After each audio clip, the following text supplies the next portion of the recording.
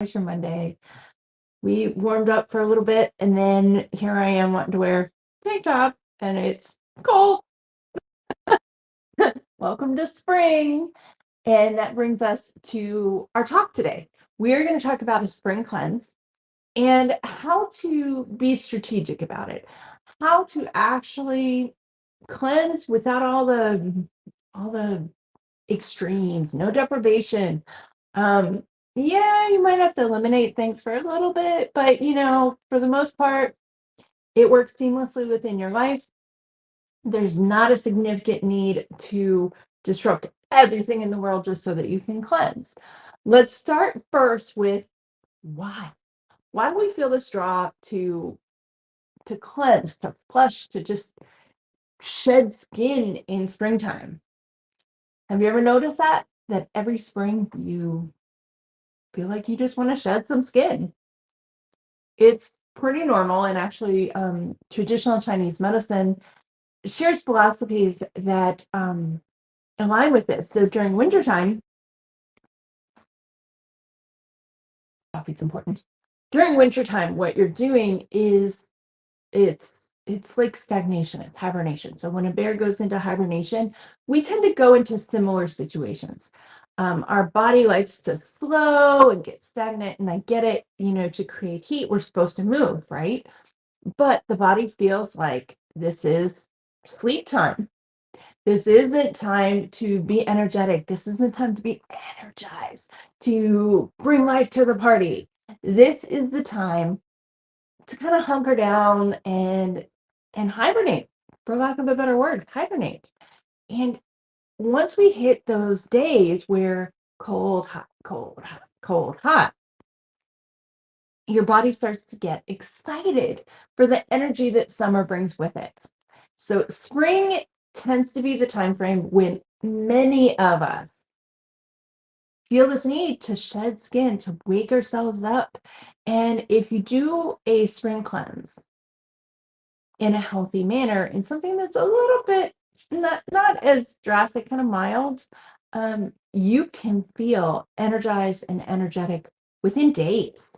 You could do this cleanse really truly any time during the year, but most common, and part of the reason that we're doing this today, we're talking about this topic today, is because spring's on us. And I don't know about you, but my sugar-free March Madness this month, timing could not have been better. I will tell you, March 1st, I really was not feeling it. I was not feeling it. I just found the mint creamer that I put up on the page, and I finished it, and I really wanted to go and get some more. Really. But did not. I'm drinking coffee without sugar. It takes a couple days to get used to it. I still have my milk in here. I'm sorry. I'm never gonna go coffee without milk. I just can't. I don't know about you, but I just can't. So the timing of that was pretty perfect. It was probably about a week or two early for my body to go, okay, it's time. Now is the time. And I've had clients who can pinpoint the week every year. So one of the things I recommend is, if you're considering a spring cleanse, and if it's something that you felt a draw to do every single year, look at your year. Look at the timing. Is it the same every year? And if it is, then you can get ahead of it. So for me, it's the middle of March, right? Right about now, I feel like I should be in the throes of a week-long cleanse. I can't do more than that. Not saying you can't, but 7 days is pretty perfect for me. But right now, I feel like I should be in the middle of it. I should be in the throes of a spring cleanse. And thankfully I am, but you feel that draw, and you might feel it when you should have started a cleanse, but you didn't realize it. And if this is the habitual feeling, if this is something that you feel every single year, which, by the way, is perfectly normal, very healthy, and most definitely aligns with the TCM philosophies around health and nutrition. There are 24 different points within a year. They use 2-week time frames. And at this point, we are end of winter, beginning of spring. We're about to embark into spring, right? Spring is right around the corner. The official first day of spring is right around the corner. So this is a great time. A week or two before spring actually starts is a great time to schedule your cleanse. But as I was just saying, you want to make sure that this aligns with your natural tendencies.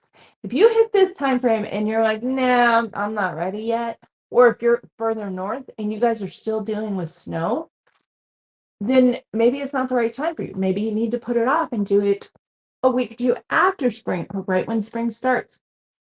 Whatever the case is, the top recommendation I can tell you year in, year out is to start tracking this, start taking notes, figure out what timing is best for you. And when you're looking at strategy of a spring cleanse and the reason why you would do a spring cleanse, the liver really comes into play here. And I hear a lot of people who tell me, well, why do I even need to do this? The liver cleanses and detoxifies every single day. I don't need to do this. You are correct. You don't. But if you feel that draw to flush, to shed your skin, then using a cleanse, and the way that I do this is I have an overabundance of micronutrients. I call it an infusion of micronutrients for the week. Majority are plant-based. I keep it simple. I keep it easy.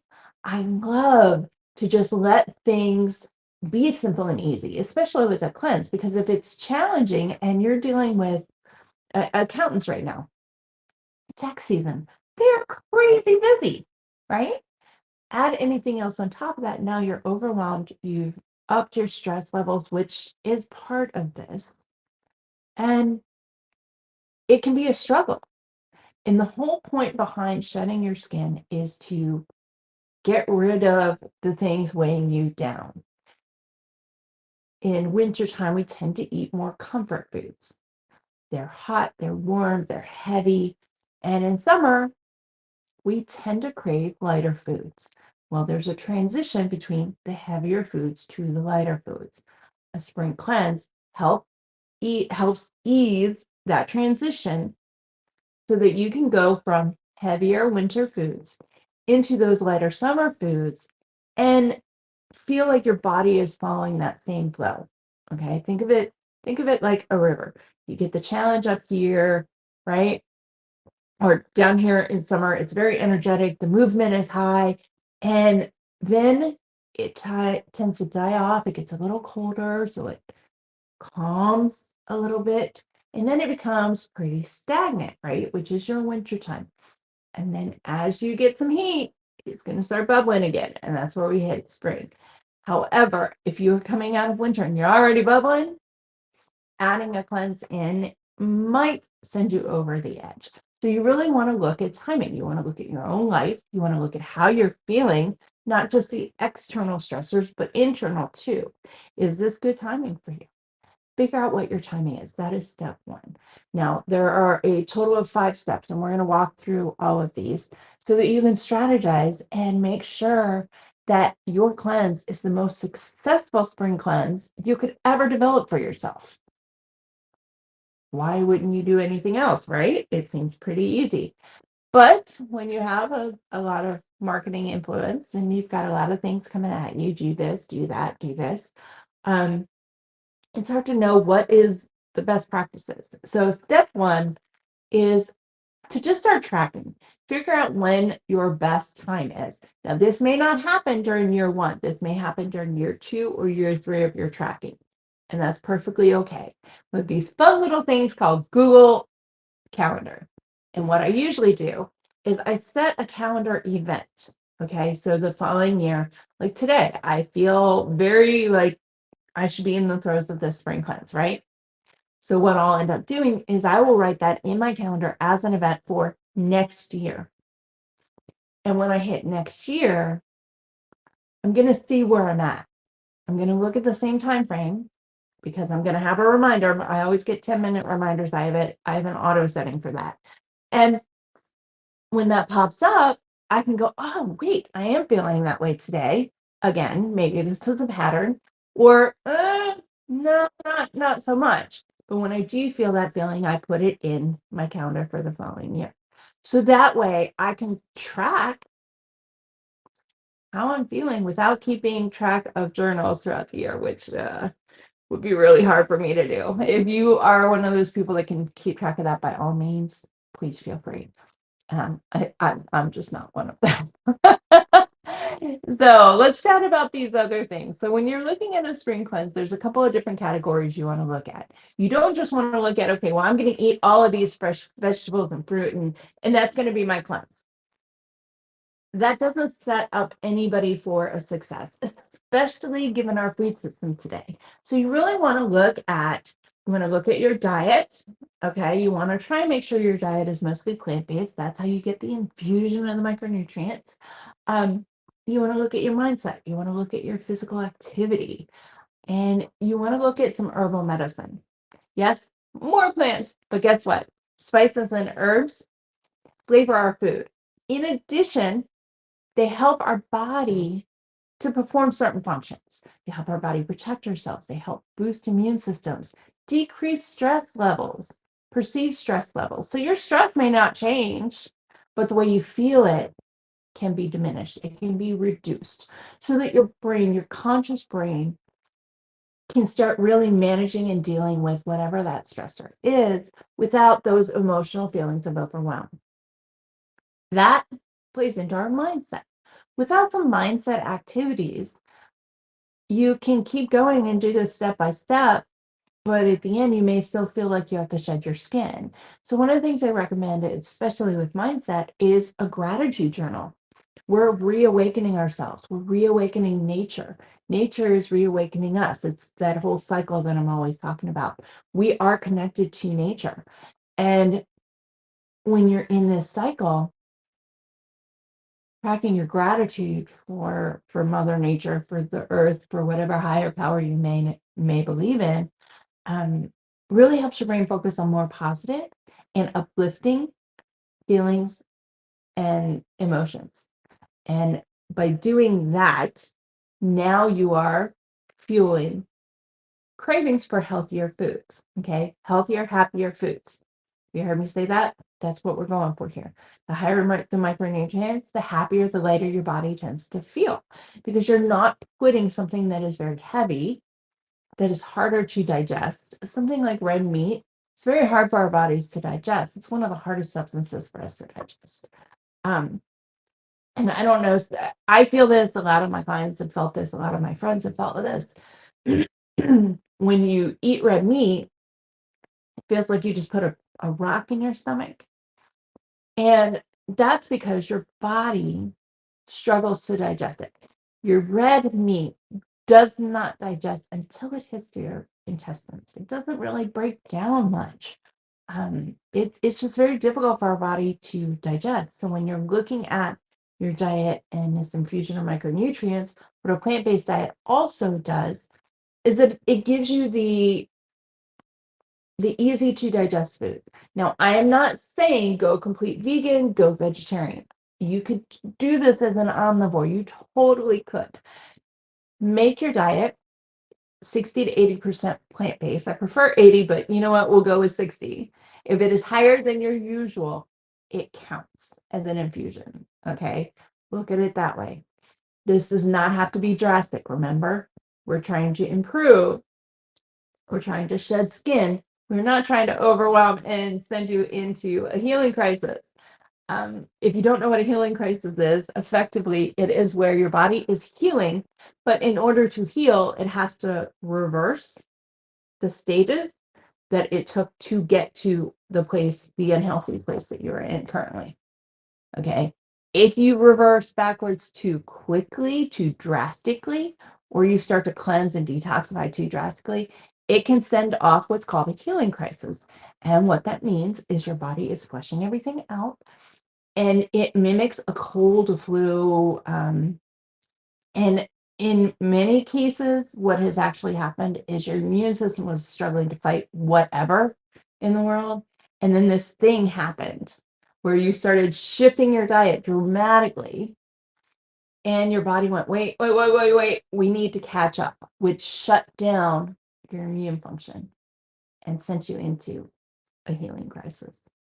It is not a condition. It is not an illness. Let me just put that disclaimer out there. It is merely a term in holistic science that we use to describe the repercussions of doing something too drastically with your diet. Okay, that's all it is. Um, so now once you have your plant-based diet in, what else should you do?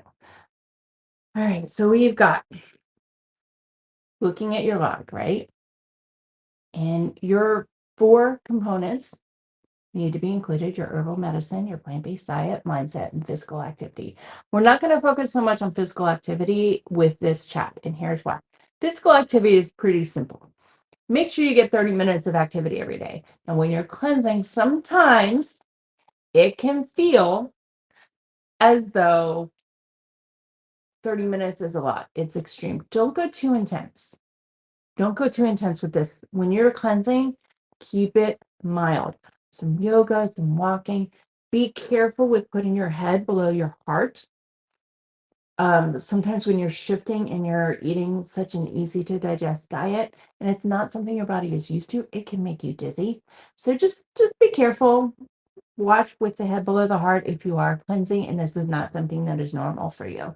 If you're using this cleanse to set off healthier habits, to get rid of and ditch that processed food, most definitely, please pay attention to putting your head below your heart when you're practicing yoga, Tai Chi, or any other stretching exercise. Okay. Or, active exercise of any kind. Um, so now how long? We've got the components, right?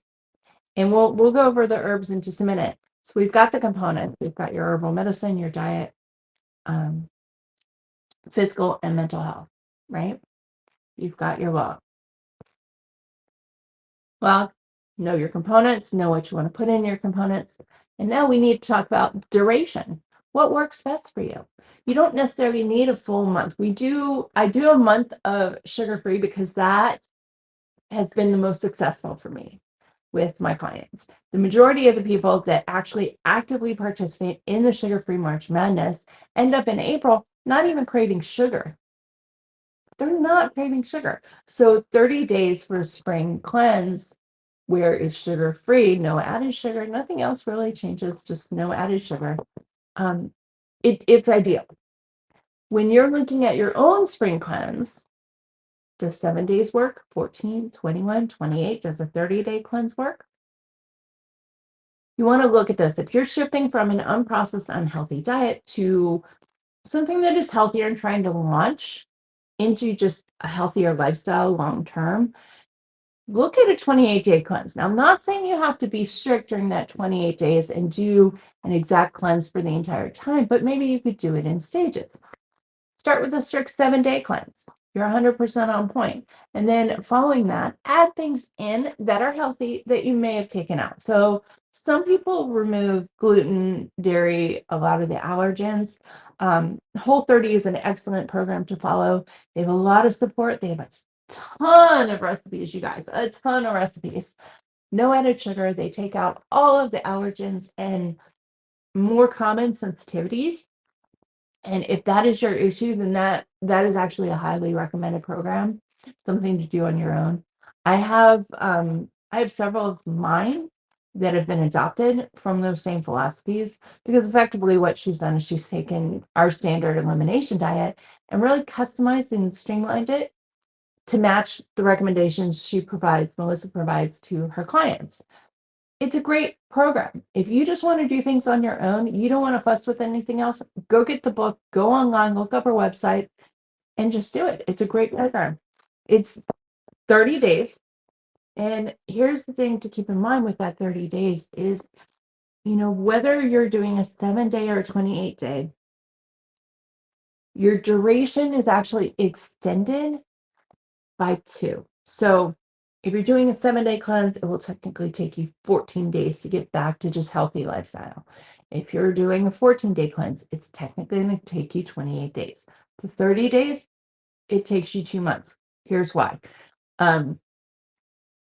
When you're done with your cleanse time period, the active cleanse period, what follows is a period of reintroduction. What you're reintroducing are the foods that you may have removed: gluten, dairy, beans, peanuts, soy, things of that nature. Sugar's a little bit different. I don't recommend you reintroduce sugar. What typically happens at the end of sugar-free March Madness is if there's something that you are truly craving, some sort of sweet in your coffee, and that's the only thing you're craving, then that can be added back in. If you're craving nothing, then you just continue with life. You move on. You just go for it. And maybe occasionally have dessert here and there, and that's about it. Anything else, you're going to need a reintroduction period. You're getting rid of gluten and you want to add it back in, or any of the other allergens, to see what sensitivities really truly are affecting you. If it's your sensitivities or if it's your gut health, then you want that reintroduction time. You reintroduce one thing at a time over 3 days each. Okay. What that means is you introduce one food 3 days later, and it's one serving of that food every single day for 3 days. 3 days later, you add a food. You give that food 3 days before you add another one, until you've reintroduced all of the foods that you removed during your cleanse. This does not count with sugar. This does not count with any processed ingredients. I will always recommend you avoid processed ingredients as much as possible. And I will always recommend you avoid added sugar unless it is an indulgence. Indulgences don't count. They can just be what they're going to be. If they're occasional, no big deal. Go have a treat. Whatever you want to call it, go have a treat. Enjoy yourself. Now, the one thing we have not talked about is herbs and hydration. And I usually harp on hydration, which is part of the reason I wanted to make a concerted effort not to do so during this talk today. Make sure you're hydrated. As any given time, make sure you're hydrated. If you're trying to set up a spring cleanse for yourself and you're going unprocessed unhealthy to healthy, okay? And even if it's not processed food, that's your problem. If you're going from wherever you're at and feel like you're in an unhealthy state to a much healthier state, you want to make sure you hydrate, but hydrate strategically. Don't go 30 ounces to 80. You'll be peeing like a racehorse for weeks. Slowly bump it up. So if you're only drinking 30 ounces of water, start drinking 40. Give it a day or two, add 10 more ounces. Got it? Yes, you will still pee like a racehorse, but your body will get the clue that you're drinking more water, and it can now hydrate itself. If hydration is an issue, if you're peeing and your pee is not a clear, pale yellow, then you might want to add in electrolyte of some sort. And here's what I recommend for an electrolyte. It makes it very easy, very simple. During your spring cleanse, I always recommend herbal tisanes as a beverage, because it's not straight water. It's not going to dehydrate you, not like tea leaves or coffee do, or even soda. Even sparkling soda, you guys. Sparkling soda or sparkling water is not water. It is not hydration. Okay. It is a carbonated beverage. It will still dehydrate you. All right. So you still want the water in, but if water is not your thing, hello, right here. I don't like the taste of water. It takes me a while. I usually put things in my water. It's how these herbs came to be. Or this recommendation for herbs and fruits and stuff in your water. You want to make sure that whatever you're doing helps you hydrate, right? So you're having trouble hydrating, you go to look at your pee, it is not that pale yellow. You need to do something to boost hydration.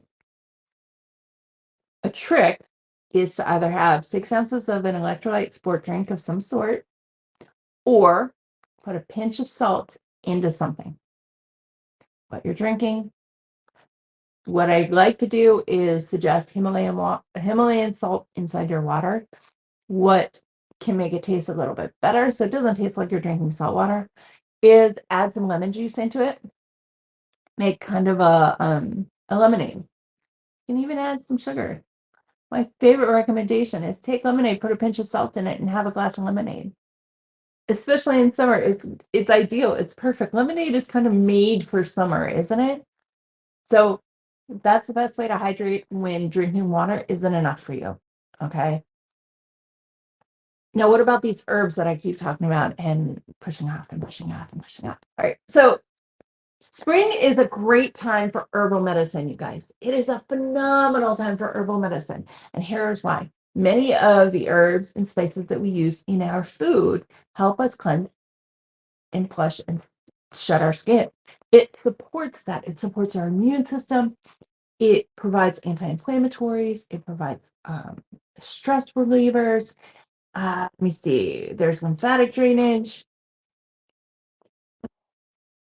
Um, some of them can even act as an electrolyte, even though not technically. And then you have some of the women's health support herbs. Okay, so let's go over these for just a minute, and we're going to talk about the most effective to the least effective. Okay, so the ones that you really truly want to pay attention to: dandelion. I cannot harp on dandelion enough. I know everyone thinks it's just a weed that sits on the side of the road, right? No, the root can be roasted and turned into a very light espresso. If you're giving up caffeine as part of your spring cleanse, a dandelion root espresso is an excellent way to go. One of my favorite brands, they've created a instant coffee, coffee from dandelion root. It's called Dainty Blend, and let me write that down. So I want to put that link into the show notes. Dandy Blend comes, I think you can get it still on Amazon now. You might have to go to iHerb. I will make sure to include whatever link that is below. And it tastes like a very light espresso. So if you're giving up caffeine or you're giving up coffee, not necessarily caffeine, but coffee, and you're struggling, this is an excellent way to still have that coffee flavor without the dehydrating effects of coffee or the effects of the caffeine within the coffee, depending on what you're trying to flush out of your body. A second is burdock root. Now, burdock root is typically found in supplements, not necessarily a tea or anything like that. Dandelion, you can enjoy the root. You can enjoy dandelion tea. I highly recommend taking dandelion tea and pairing it with something. Dandelion tea tastes great with a raspberry hibiscus, a red clover, peppermint, spearmint, any of the lemon ginger teas. Now, the raspberry hibiscus and the red clover, they all support women's health. They all support our health, and they help our systems, the female hormones. It helps our systems operate properly. If you're trying to conceive, be careful with the hibiscus. Okay. If you're trying to avoid getting pregnant, overdose on it. You would be very surprised. Um, Now, with burdock root, it really is just a supplement. It's a ground up supplement. You could do an infusion of it, but it tastes like dirt. So maybe not. And the next one on my list is one that I love mentioning during springtime because people, when I mention it in real life, a lot of people look at me and go, well, wait, that's not a herb, that's a food. That's something we eat. Our food, a lot of our food come from the ground, right? Our herbs come from the ground. All herbs are the plants that we found have helpful healing benefits or supportive benefits to our health. And effectively, what has happened with herbal and traditional medicine is many, many years ago in ancient societies, they discovered these plants and their protective abilities to protect themselves, to support themselves, and started using it in humans and discovered it helps, it works. Hence, herbal and traditional medicine. Here you go, right here on a serving plate. All right, so what is that thing that is herbal medicine but is also food? Artichokes. The easiest way to prep an artichoke: chop off the stem, rub it with half a lemon, and take the half a lemon and stick it on the top. You know where the spiky things are? Stick it on the top, put it into a steamer or boiling water for a good 50 minutes or so. Pull it out, make yourself a little hummus or aioli of some sort, start dipping and eating. Serving size is half, but I can tell you guys right now, I eat the whole thing. It is so good. And then once you get down to the part where you have the heart, you take all the thin fibers off the top and you have your heart. Don't eat the thin fibers, you guys. Don't, they're nasty. Don't eat those. But the heart from a freshly cooked artichoke, buying canned artichoke hearts will never be the same once you eat a fresh one. Artichokes detoxify, they support our liver. They help our liver in cleansing and detoxifying itself and just flushing out the bad so that there's more room for the good. All right, so now let's talk about anti-inflammatories and stress reducers. There's a couple of them that you might have already had experience with or had a lot of knowledge of them. So we're going to go through these really quickly. Garlic, all around healer, stress support, immune support. Lemon balm. The thing with lemon balm is you want to drink it every evening. It helps you with sleep, but it's a buildup herb. It does not help just by drinking one. It is something that you want to continuously drink. Lemon balm is like dandelion tea. Put something with it. It can taste a little bit like dirt, a little bit like grass. I think lemon balm tastes more like grass than dandelion, which is kind of interesting because when you smell lemon balm out in your yard, it smells like lemons, but it does not taste like lemons. I can promise you that. All right. So lemon balm, it really does help with stress and it's very mild and seamless. You don't really notice the difference for weeks. And then all of a sudden you're like, oh, I'm sleeping better. Turmeric, ginger, echinacea, all of these things, anti-inflammatories, immune boosters, they help your gut, they help soothe the outer linings and infuse your body with some vitamin C. And one final one that I want to make sure you are truly taking advantage of with the spring is all of your berries. And it sounds really funky, but berries and mint combine anti-inflammatories, immune boosters, they're cleansing and detoxifying, and they are freaking delicious. So use them, eat them, enjoy them. Right now, there is all sorts of berry picking all over the country. It's delicious. So enjoy, go have fun, take the family out for a day, have a day at one of the farms locally and pick some berries. If you eat a few on the way, okay. It's okay. I won't tell anyone. All right, so let's go over the 5 strategies. All right, let's simplify it, summarize it here for you. Here's your 5 strategies. First, keep a log so that next year and the year after, you time your spring cleanse better and better.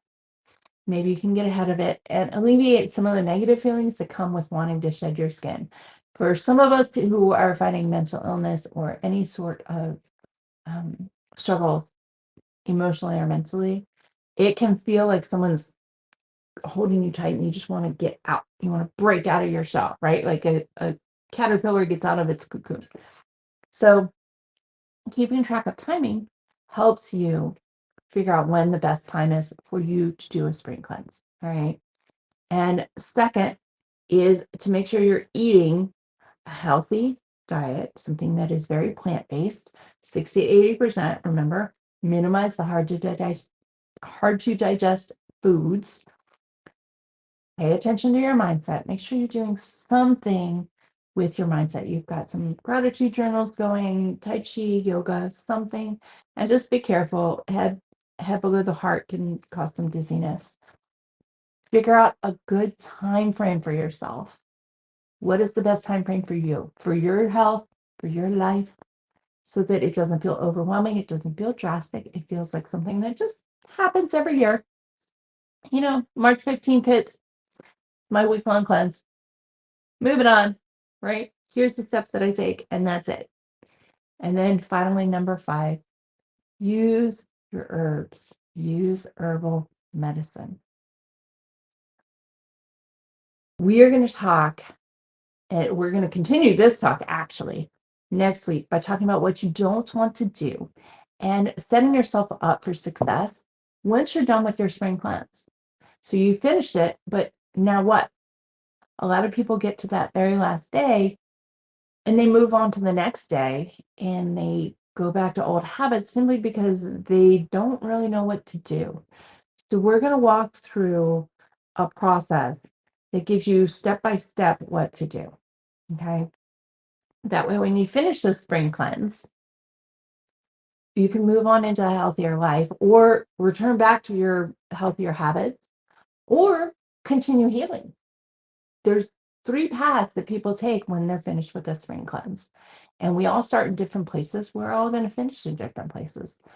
So I will meet you back here next week so that we can continue this talk and really make sure we all have an excellent, successful spring cleanse and hit summer with excitement, energy, and vibrance that we may not have felt last year.